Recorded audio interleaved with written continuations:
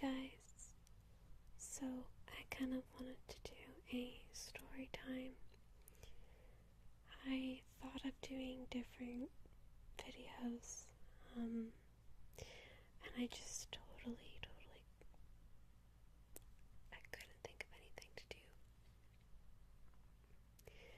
So, a YouTuber that I've been watching, I watch quite a bit, is Trisha Paytas, and she does some of the weirdest Storytime videos, and I wanted to do that because when I've told people this story, they're just like, "Ooh, that's a really weird story. That's a weird part of your life," and I'm like, I know. So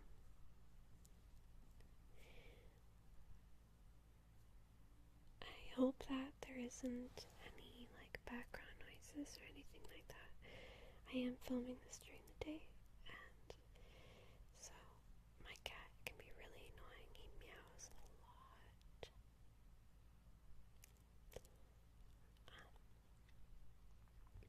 Okay, so as you can see from the title, it's going to be juicy. I'm not going to say his real name or the exact location of where I lived in Utah or anything like that, but just for his own privacy. If you don't know where Utah is, it's in a part of America, a state. But I feel like I have a lot of viewers that are in America or Canada,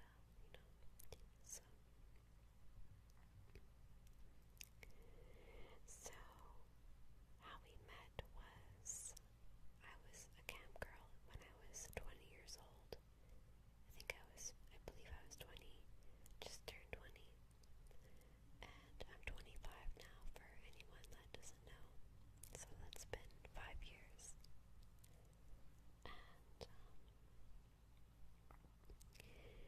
at first he just wanted to be my friend without paying for the friendship kind of thing. And I thought that was very strange. Well, not very strange because I had other encounters of guys who wanted to be my friend because they were lonely and different things like that. And yeah, I don't know. It's so weird talking about.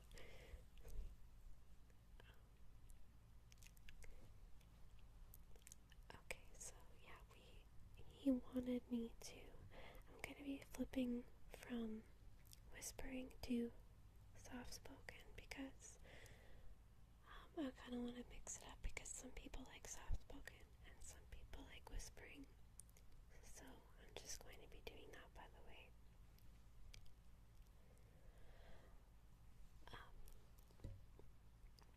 So he wanted to be my friend, and he wanted to talk to me, and he thought I was special. So, I thought at the time, give me your money, I don't care about you, like most cam girls. And, so we had met, like I said, on my campsite that I worked on, and we talked more and more, and I found out that he was actually a really nice person. And basically, long story short, we ended up talking for about 10 hours one day on the phone. It was like WhatsApp or something like that. And we decided that he was going to come here up from Utah in his car. And he was very excited on that. And so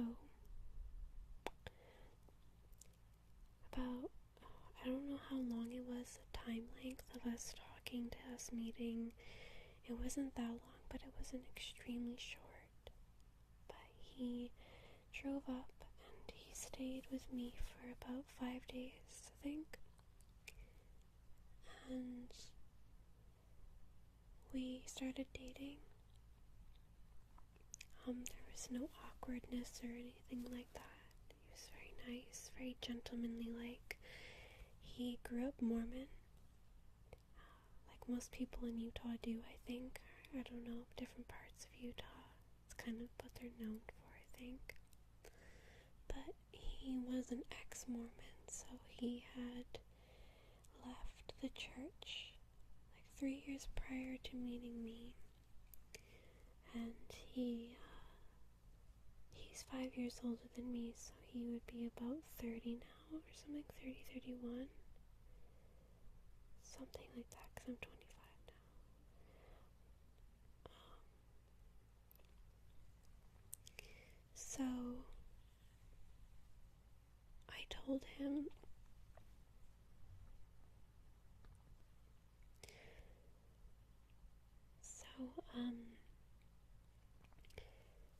when he had to leave to go back to work, and I told him, like, I'm very unhappy living here. I lived on my own at the time, and I wasn't happy. I didn't like living in Canada anymore. I was doing all sorts of insane stuff. And so he decided that I should come and stay with him for a bit, like 6 months or so, because that's the maximum on a visitor's visa.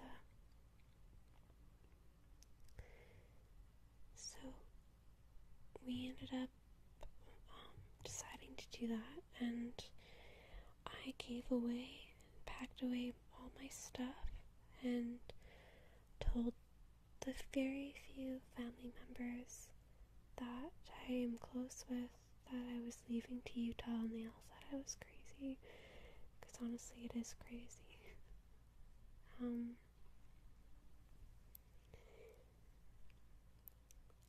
And he came up a month later, and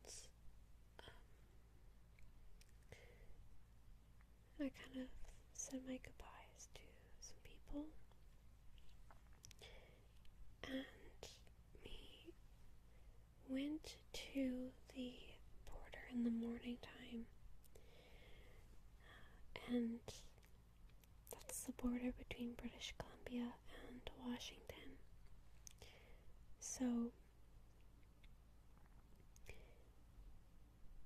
we got there and they pulled us over. I guess they were just thinking it was sort of suspicious, because he had obviously only entered British Columbia twice, twice, and then left to go home, so it's 3 times, I guess, going between the border. And I had never gone to the States before that, so I just got my passport. So they questioned us and questioned me about how much money I had, different things like that. And their final verdict was that I was allowed to stay for 35 days on a visitor's visa. So my ex and I were both like, okay, this did not go as planned. And I still convinced him, after long convincing to let me stay in America, because I had given away all my stuff and I just wanted a vacation, if anything, to get away and to feel like I hadn't done all that for nothing. So we ended up leaving, and we drove through Washington, Oregon, and Idaho to Utah, and we drove straight. We didn't take any stops at all. and it was very, very exhausting. I got sick on the way there, like, I don't know what it really was, like, I was just very ill, like, I couldn't walk, I had a fever, and I felt completely just, like, I don't really know, it wasn't like a cold or a flu, it was very strange. And when we left, Washington was dark, so I just mostly kind of remember dozing in and out, and seeing parts of Eastern Oregon, because I've seen the other side of Oregon, but Eastern Oregon is so much different than that side, like Portland. And I remember being awake through the majority of Idaho, and I thought Idaho looked really boring. I'm sorry if anybody lives there.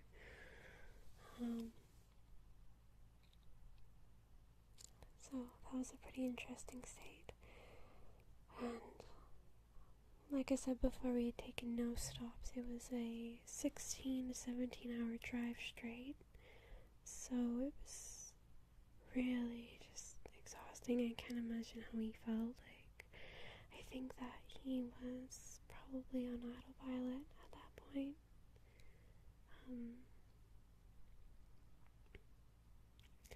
So yeah, we arrived at his house in Utah, and I remember when we were entering Utah, I was like, wow, this is beautiful.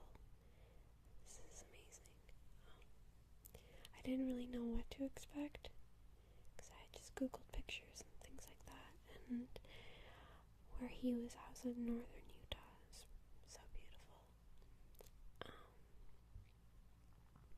So I was sick for the week or so, the first maybe 5 days that I was there, and so nothing really went on much. And so we started discussing how I could stay there longer, and I don't remember if I pushed the idea or if it was mutual, because it was such a long time ago, but we decided to get married so that I could stay in the country, which is actually illegal. It's illegal to marry in a state or a province on a visitor's visa with, like, unless it's a surprise, I believe, which I guess it was kind of a surprise, I don't know.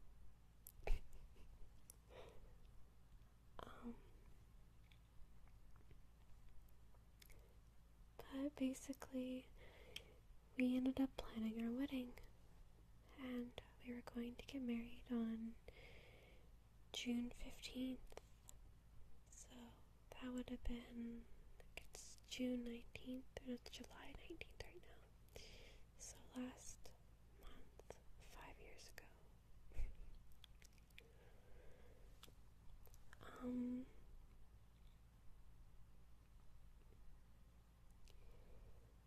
I got my wedding dress off some sort of, like, it wasn't a real wedding dress, it was more of like a hippie dress. Like, it was lace and knitted, and it wasn't a typical wedding dress. And I had a vintage engagement and wedding ring, and he actually did propose to me in a traditional sense. Like, he had taken me somewhere and proposed to me even though we knew we were getting married, kind of thing. And we booked a chapel,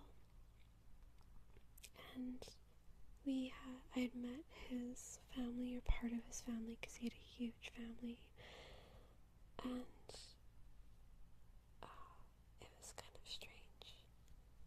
I remember meeting his mom, and she was talking to me about the Mormon Bible, the Book of Mormon, and I remember her telling me things like, when she was trying to find a religion in the 60s or something like that, she gravitated towards Mormonism as if the words jumped out of the book at her, and it was very weird for me. Like, the entire time I was there was very much of a culture shock, coming from a very liberal province. Being Canadian in general, it's very different there. The way they dressed was extremely conservative. It was so safe there that you could leave the windows rolled down, and yeah, it was just crazy. I remember one time I went swimming with my ex, and I had to wear a shirt over my bikini because it was so conservative that I felt like I was gonna be judged if I just wore the bikini, like it was too revealing. And I do know that in different parts of Utah it's not like that, but where I was, it was very, very conservative, and there was a Mormon church on every block.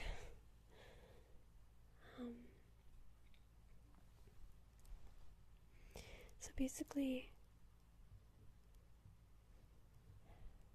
I don't really remember much. I remember being shocked at the medical system there,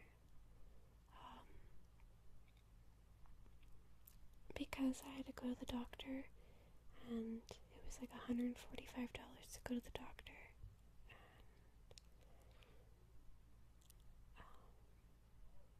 I can't really remember what else that kind of took me by surprise, or my memories there. I just remember that it was very beautiful and very strange.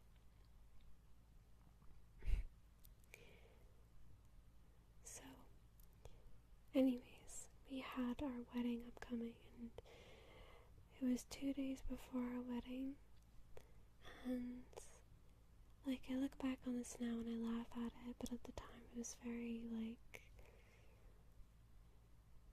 I'll get into it. My ex had woken me up from my sleep, and his dad was very ill, and I thought that his dad had died because of the look on his face. So he woke me up and he basically said that I can't do this, I can't get married. Thank God, because I don't know what my life would have been like right now if I had married him at 20 years old. I honestly don't know. I'm entirely grateful to him for calling off our wedding, because I've grown so much as a person, and the people that I've met, I would have never have started ASMR either.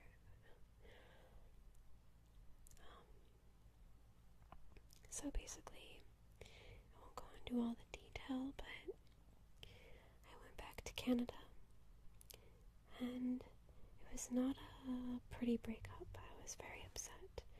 I was like, really, you did this 2 days before we were going to get married? This is very strange. I don't know. At the time, being 25 now and being older, I can completely understand why. But the whole situation was very, very bizarre. And so, yeah, I went back to Canada, and we drove back, and I stayed with my dad for about a week or something like that, and I was drinking wine, and I was like, woe is me, and what the heck just happened? I was engaged to be married, and I wasn't thinking proper at all. And my good friend had just gotten married on the exact same day that I was supposed to get married, so that was really weird. Back in Canada. So, and then I left to go work as a maid for a bit. I'm not gonna say the location because it's kind of personal, but yeah, I went to go work as a maid, and I kept in contact with my ex-fiance, and there was like talk of us reconciling and how we cared about each other, but how difficult things were. And ultimately, I ended up dating somebody else a little bit after that. And I think I don't think I said this in the beginning of the video, but he would email me and call me to see how I was, and talked about seeing me again. And I really, really didn't want that. Like, even up until recently, like 2 years ago, something like that, 1.5 years ago, he talked about flying to see me, and I did everything I could to make it sound like he shouldn't do that. So that was a really weird part of my life. And I remember I chucked the wedding ring in the dumpster. I threw everything in the dumpster in Utah.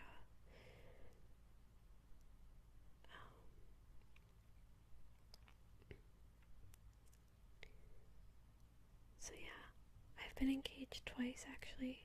It's the first time I got engaged. I've had other guys propose to me, but I wouldn't say they're like real engagements or anything like that. So yeah. This is very cringeworthy.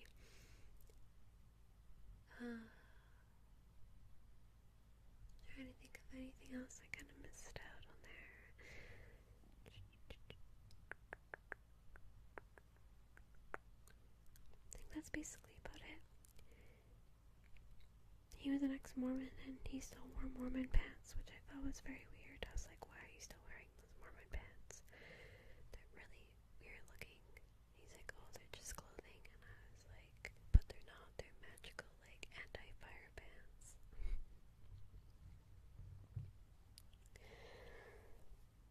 So yeah, that's my story. Sorry, I'm trying not to laugh. I kept a lot of personal things outside of the video that, just out of respect for him, in case he ever does watch this, because I do respect him as a person still.